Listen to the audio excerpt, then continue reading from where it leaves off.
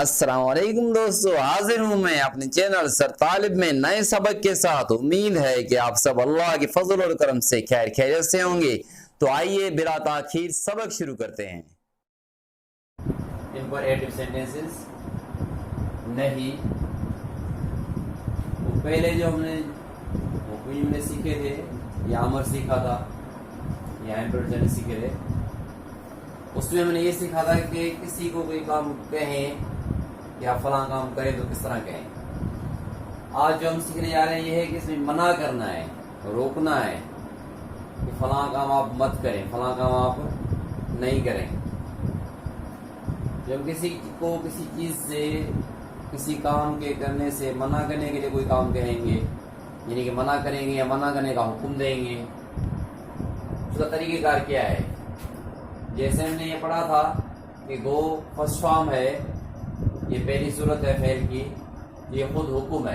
ये मैंने नोट भी लिखा हुआ है, फेल की पहली सूरत, ये मैंने फर्स्ट फॉर्म, ये वर्ड फर्स्ट फॉर्म खुद ही हुक्म जुमला होती है। ये हम सबक पहले में सीख चुके हैं। और हम जो भी एक दूसरे को काम करते हैं वो सारे हुक्म जुमले होते हैं।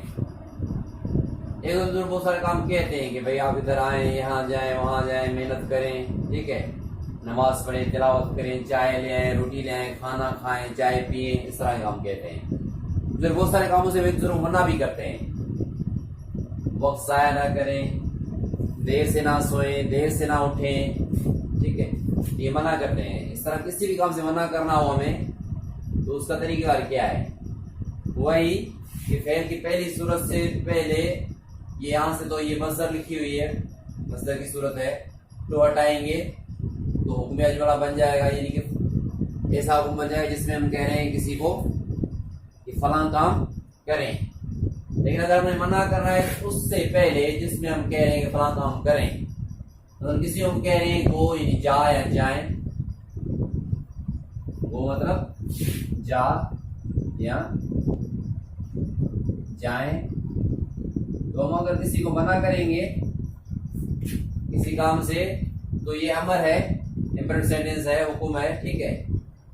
इससे पहले हमने क्या करना है, डू नॉट, ठीक है, या मिला के पढ़ेंगे तो डॉट। ये तरीका लिखा हुआ है, ये देखिए अमर का फॉर्मूला लिखा हुआ है यहाँ पर, first form first form plus object.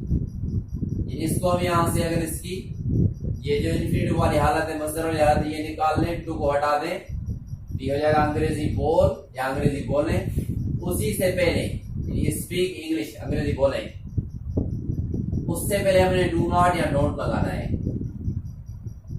जो जुमला हमने अमर का भी बोला है उसको नहीं बनाने के लिए सिर्फ उससे पहले एक, ये जो एक लफ्ज है डोंट, डू नॉट को मिलाने से एक लफ्ज बन जाता है। डोंट पढ़ेंगे तो ये या लिखेंगे या जुबान पर लेके आएंगे, जैसे ही अमर से पहले सिर्फ डोंट लगानी है और ये नहीं बन जाएगी, इतनी सी बात है। लेकिन ये तो हुक्म हो गया। हमने ये भी सीखा था कि अगर किसी को रिक्वेस्ट करनी हो तो किस तरह करें, किसी को गुजारिश करनी हो, दरखास्त करनी हो, तो हमने ये सीखा था पिछले सबक में कि इस जुमले के सबसे बिल्कुल शुरू में या बिल्कुल आखिर में हमने प्लीज का वर्ड लगाना है, प्लीज। ये देखिए मिसाल दिया है यहाँ पर मैंने, please don't speak Urdu, Urdu नहीं बोले, या डोंट स्पीक उर्दू प्लीज। इतनी सी बात है, मुझे बात समझ में आ गई होगी। अगर तो फ़ायदा हो रहा है फिर तो दूसरों को भी मुस्तफ़ीद होने का मौका ज़रूर दें। जिस तरह ये ज़रूरी नहीं कि जो चीज़ आपको पसंद है किसी और को भी पसंद हो, और इसी तरह ये भी ज़रूरी नहीं है कि जो चीज़ आपको पसंद नहीं आ रही है तो किसी और को पसंद नहीं आए।